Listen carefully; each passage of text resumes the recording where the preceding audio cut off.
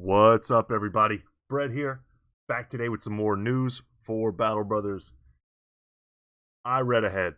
So normally I wait to give you guys my first impressions. This time though, I saw the Retinue, I saw the title, Devlog 127, Retinue Part 1, and I skipped ahead. I couldn't help myself. Guys, this is an amazing change, an amazing update.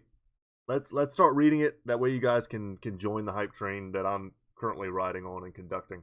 So, and now for something completely different. Formally announced as Company Feats, the Blazing Deserts DLC will introduce a new gameplay mechanic to Battle Brothers called the Retinue. Read all about it. Guys, I've been wanting this since like day one.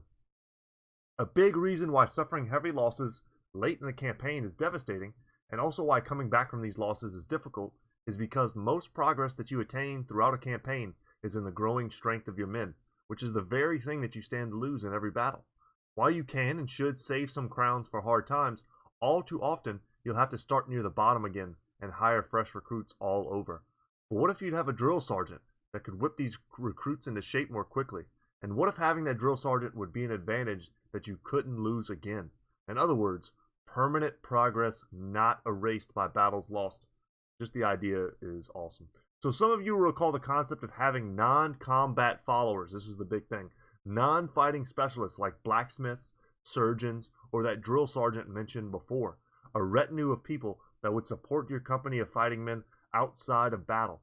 It's an idea that we've been toying with since before Battle Brothers even went into early access, and it's what we're now introducing to the game. It was always a logical step. I've talked so many times about adding in kind of like peripheral, I don't know what the best word for it is, but just mechanics, things that make you think outside of the battle and change the way you play, right? Company Origins was one of the biggest ways of introducing that. It changed completely the way you start a campaign, and in some instances the way you have to finish it, right? Lone Wolf campaign, you can only have 12 guys. It totally fundamentally changes the way you play the game. And having, followers, and we'll read a bit more about them now, and I love the donkey. I think I've even mentioned that there be a donkey. Like a donkey that allows you to like carry more stuff. Can't wait. All right. I love this art as well. So we got the drill sergeant sitting here eating a chicken leg. We've got a lady who looks like she's cooking. So perhaps she like, I don't know, maybe every day she kind of supplies you with some passive free food. I don't know what this boy is doing. He's got like a bunch of pockets. Is he like a pickpocket or something? Is he like going into towns and getting you stuff? And then of course we have a donkey, which I think it's pretty easy to imagine what he's doing here. Maybe he makes it so that certain items go into like its slots, so it kind of frees up space. I could see that being a thing. Your retinue of non-combat followers can be found in a new screen accessible from the world map. Here you'll find some men, women, and children that travel along with your company, sitting around a homely campfire. There's 5 slots in total for you to fill, and several times that many followers available to choose from. I love that. So mix and match. Options are what make Battle Brother great. The fact that you don't have to do any particular thing. And once again, they're continuing that theme by giving you more options than you even have slots to use. Let's take a closer look at the drill sergeant. The drill sergeant was a mercenary once, but an injury ended his career prematurely. Now he drills discipline into your men and yells a lot to make sure that everyone learns from their mistakes. That's exactly what a drill sergeant does. Makes your men gain 10% more experience. You stack that on student, and you've got, and any training that you also pay for. And you could very easily, let's say you're in the late game, you lose a guy to a major battle, you pick up a hedge knight that's maybe level 4 already. You take him to the nearest training place, which is usually in a big city anyway, so you might even have one in the place where you pick him up.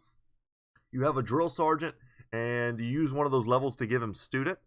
You're going to be getting a lot. I mean, what are we talking about here? Like 66% experience gain. You're going to get that guy to at least level 11. I mean, getting him beyond level 11 will still be time consuming, but getting him back up into what I would consider, a viable brother at level 11 is going to be so much faster. At least you'll have the option to make it so much faster if that's something you care about. So makes men in reserve never lose mood from not taking part in battles. That is also great. Man, this is kind of game-changing stuff. You have to have at least a renown of 1800, and you have to have retired a brother with a permanent injury. So there will be requirements, and there's also a pretty hefty upfront cost here of 5,000 crowns. Wow. So a renown of at least 1,800, you're going to get that pretty much no matter what. And then at some point, you're always going to have a brother with a permanent injury. Generally, I let my brothers fight until they pass. But this gives you an incentive, once again, to play differently. Now I have to rethink it. You know, I get my first brother with a club foot, and he can't keep up with the rest of my brothers, and I start thinking, you know what, if I retire him, I can get a drill sergeant. I love this. It's just like him ripping into the chicken leg. The drill sergeant makes your men gain more experience from combat and never lose mood when being stuck in reserve by keeping discipline and enforcing a hard training regimen. In order to hire a follower like him, you'll first have to unlock them. At the most basic level, followers require you to have a certain level of renown, but many also require other conditions to be met. For example, in order to unlock the drill sergeant, you'll first have to retire a brother with a permanent injury. That's not hard to achieve, but other requirements can be more involved, giving new goals to pursue. I love it. I hope there's even like some secret followers or some followers you get through randomized events. Each follower costs a certain amount of money to hire, and you can replace a follower at any time with a different one for a cost. Okay, I wonder if you'll be able to cycle them though. Like, if I have the drill sergeant and I have the opportunity to pick up something that I think is better, and then I get rid of the drill sergeant, is there any way to get him back without having to pay another 5,000 crowns? There will be followers available that have an impact on various aspects of strategic gameplay that any mercenary company has to deal with, like the drill sergeant, but also a couple that further support more specialized playstyles. For example, if you're particularly interested in banditry, exploration, trade, or named item hunting, I like that, we've got you covered. Choosing the right set of followers for your company is another way to customize it to your playstyle and make each company and playthrough feel more unique. So man, you could hire like a bandit, I don't know, like a cartographer. Maybe the donkey has to do with carrying trade items, so that, you know, it makes. Right now, I don't trade often. I do whenever I see the opportunity, and I have the crowns in the bank. But it's not my primary way of making money in the game. My primary way is just to always be fighting and, you know, hit those battles hard. Named item hunting. I'm trying to think of what type of dude you could hire to get that boosted. I don't know. But man, you could just sit around all day and just think of cool followers that you could add. And then lastly, in addition to your entourage of followers, you'll also find a donkey around the campfire. Okay, so he's separate, which you can upgrade first to a cart, then to a wagon, and then to an even bigger wagon, each time to increase the capacity of your inventory. Indeed, you no longer have to wait until the right ambition comes along in order to unlock more slots for your stash, but you can at any time just buy more inventory slots for money. Here, easy.